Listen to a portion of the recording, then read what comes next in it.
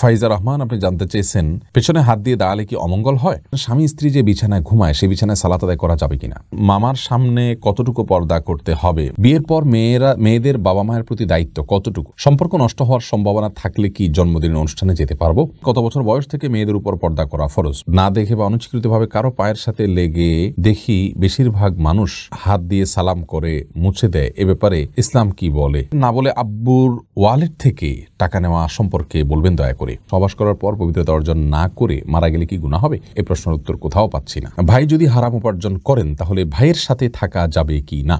মিফতাহুল জান্নাত কৃপা আপনি জানতে চেয়েছেন সম্পর্ক নষ্ট হওয়ার সম্ভাবনা থাকলে কি জন্মদিনের অনুষ্ঠানে যেতে পারবো? পারবেন। সম্পর্কটা অনেক গুরুত্বপূর্ণ ইসলামে, অতএব সম্পর্ক নষ্ট হয়ে যেতে পারে এরকম সম্ভাবনা যদি থাকে, আল্লাহ মাফ করুক, তাহলে সেই জায়গা থেকে আপনি অবশ্যই যেতে পারেন। ওই কাজটার প্রতি আপনার ঘৃণা থাকলো, সেখানে যদি কোনো সরাসরি কোনো হারামে আপনাকে লিপ্ত হতে না হয়, জাস্ট আপনি গেলেন, তো এর কারণে আপনি যে গুনাহগার হয়ে যাবেন তা কিন্তু নয়। বিশেষ করে এ ধরনের স্পর্শকাতর যদি হয় যে সম্পর্ক ছিন্ন হয়ে যাবে, সেক্ষেত্রে ভাই যদি হারাম উপার্জন করেন তাহলে ভাইয়ের সাথে থাকা যাবে কি না? দেখুন, আপনার উপার্জন যদি সম্পূর্ণ আপনার মতো হয়, আপনি হালাল উপার্জন করছেন, আপনার ভাই হারাম উপার্জন করছেন, একসঙ্গে শুধুমাত্র থাকছেন, তাহলে সেটি নিষিদ্ধ নয়। আপনার উপার্জন আপনি ভোগ করছেন, তার উপার্জন তিনি ভোগ করছেন, তার হারাম উপার্জন আপনি ভোগ করছেন না, তাহলে সেক্ষেত্রে একসঙ্গে বসবাস করাতে কোনো অসুবিধা নেই। তবে এমন যেন না হয় তার সঙ্গে থাকতে থাকতে হারাম উপার্জনের দিকে আপনিও ধাবিত হয়ে যান, এরকম কোনো আশঙ্কা যেন না থাকে, সেদিকটা খেয়াল করতে হবে। মেহেরুন প্রধান আপনি জানতে চেয়েছেন সহবাস করার পর পবিত্রতা অর্জন না করে মারা গেলে কি গুনাহ হবে? এই প্রশ্নের উত্তর কোথাও পাচ্ছি না। বন্দিল্লুবা, সহবাস করার পর পবিত্রতা অর্জন না করে মারা গেলে গুনাহ হবে এমন কোনো কথা কোরআন হাদিসের কোথাও বলা হয়নি। তবে হ্যাঁ, সহবাস করার পর তিনি যদি দেরি করেন, বিলম্ব করেন গোসল করতে, এদিকে তার ফরজ গোসল এর ওয়াক্ত বিলম্ব হয়ে যায়, তাহলে সেটি ভিন্ন কথা। আর যদি ফরজ গোসলের যে ওয়াক্ত সেটি যদি তার বিলম্ব না হয় এবং ফরজ গোসল তিনি করেছেন অথবা ফরজের সালাতের ওয়াক্তই এখন আস নাই, তার আগে তিনি মৃত্যুবরণ করেন, কথার কথা এসার পরে সহবাস করলেন, গোসল করবেন, শুয়েছেন, ফজরের ওয়াক্ত হওয়ার আগে আগে তার মৃত্যু হয়ে গেছে, এই জন্য তার কোনো গুনাহ হবে না। কিন্তু আল্লাহ মাফ করুক, তিনি যদি সালাতকে বিলম্ব করে ফেলেন গোসল না করে, তাহলে সেক্ষেত্রে এটি গুনাহের কারণ হবে। অতএব শুধু সহবাস করে মারা গেলে গোসল না করে এর কারণে কোনো গুনাহ হবে না, কারণ সহবাস করার পরপরই গোসল করা ফরজ নয়। রাসূল আকরাম সাল্লাল্লাহু আলাইহি ওয়াসাল্লাম অনেক সময় সহবাসের পরে ওযু করে তারপর শুইতেন বা অন্য কোনো কাজ করতেন, তাহলে বোঝা গেল যে গোসল কিছুটা বিলম্ব করা, অর্থাৎ পরবর্তী ওয়াক্তের সালাতের আগ পর্যন্ত বিলম্ব করা জায়েজ আছে। মাসুমা আক্তার বোন আপনি জানতে চেয়েছেন না বলে আব্বুর ওয়ালেট থেকে টাকা নেওয়া সম্পর্কে বলবেন দয়া করে। দেখুন, বাবার মানিব্যাগ থেকে যদি টাকা নেন তাহলে সেক্ষেত্রে আপনার নিত্য প্রয়োজনীয় টাকা আপনি নিচ্ছেন, বাবা জানলেও আপনাকে কিছু বলবেন না, মৌন সম্মতি আছে, এরকম যদি হয় তাহলে সম্পূর্ণ জায়েজ আছে। যেমন ছেলে মেয়ে যখন বড় হয়, বাবা মা কিন্তু অনেক সময় দেখা যায় যে মৌন সম্মতি থাকে তাদের, যে ঠিক আছে নে, এরকম যদি আপনি জানেন যে হ্যাঁ বাবা জানলেও কিছু বলবেন না, তাহলে সেক্ষেত্রে এটাকে বলা হয় মৌনসম্মতি। মৌনসম্মতি থাকলে আপনি তার মানিব্যাগ থেকে টাকা নিতে পারেন। আর যদি তিনি জানতে পারলে আপনাকে রাগ করবেন, নিষেধ করবেন, তাহলে সেক্ষেত্রে আপনি কিন্তু তার মানিব্যাগ থেকে টাকা নিতে পারবেন না। প্রাপ্তবয়স্ক হওয়ার পর আপনি বালেগ হয়ে গেছেন, তখন থেকে কিন্তু আপনার অ্যাকাউন্ট সম্পূর্ণ আলাদা, আপনার হিসেব সম্পূর্ণ আলাদা। বাবার মানিব্যাগ থেকে আপনি টাকা নিতে হলে তার অবশ্যই পারমিশন লাগবে। যদি তিনি অসন্তুষ্টি প্রকাশ করতে পারেন জানতে পারলে, তাহলে সেক্ষেত্রে আপনি না জানিয়ে নিতে পারবেন না।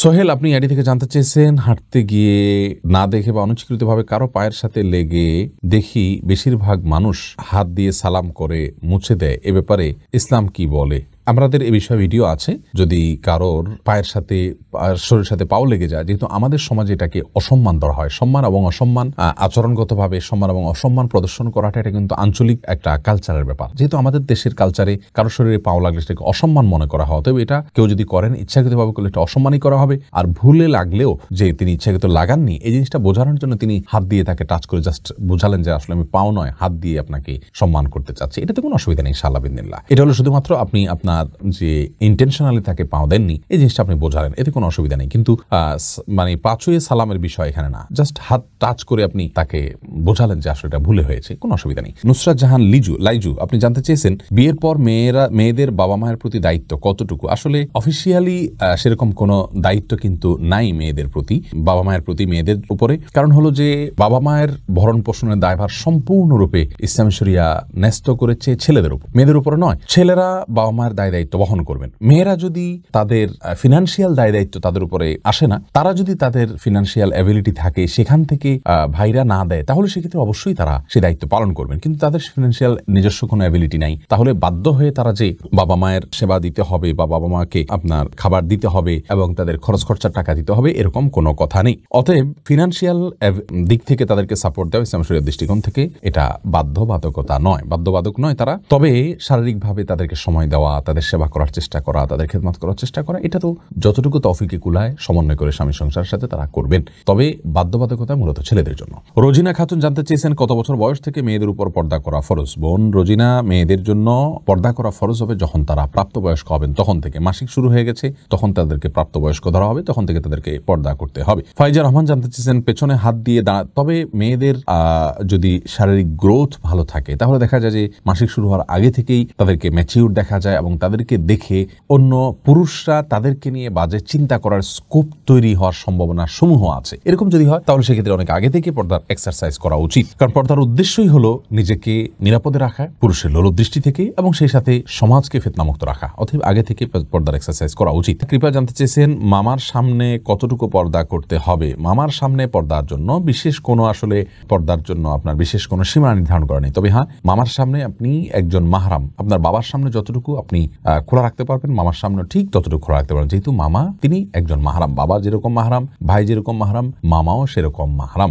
এক্ষেত্রে আপনি মুখমণ্ডল, হাত, পা এগুলো খোলা থাকতে পারে, এমনকি আপনার মাথার চুল মামার সামনে খোলা থাকলেও গুনাহ হবে না, গলা ইত্যাদি এগুলো খোলা রাখতে গুনাহ হবে না। আপনার একান্ত যে অঙ্গগুলো স্বামী ছাড়া অন্য কারোর সামনে প্রদর্শনযোগ্য নয় সেই অঙ্গগুলোকে আপনি মাহরামদের সামনে প্রকাশ করতে পারবেন না। বাকি শরীরের স্বাভাবিক অবস্থায় আপনি তাদের সাথে সাক্ষাৎ করতে পারবেন এবং দেখা করতে পারবেন। তবে ফিতনার এই যুগে যথাসম্ভব মানে খোলামেলা পোশাক না পরা, যেমন শাড়ি পরলে বেশিরভাগ ক্ষেত্রে পেট, পিঠ ইত্যাদি এগুলো অনেক সময় খালি মুক্ত থাকে, বুকের বড় অংশ মুক্ত থাকে, পিঠের বড় অংশ মুক্ত থাকে, এগুলো মাহরামদের সামনেও মুক্ত রাখা উচিত নয়, কারণ ভয়াবহ ফিতনার যুগ এবং ফিতনার সমূহ সম্ভাবনা এই যুগে যতদিন যাচ্ছে ততই বেড়েই চলেছে। আর পর্দার উদ্দেশ্যই কিন্তু সেটিকে নিয়ন্ত্রণ করা, বিধায় সে বিষয়টা আমাদের খেয়াল রাখা উচিত।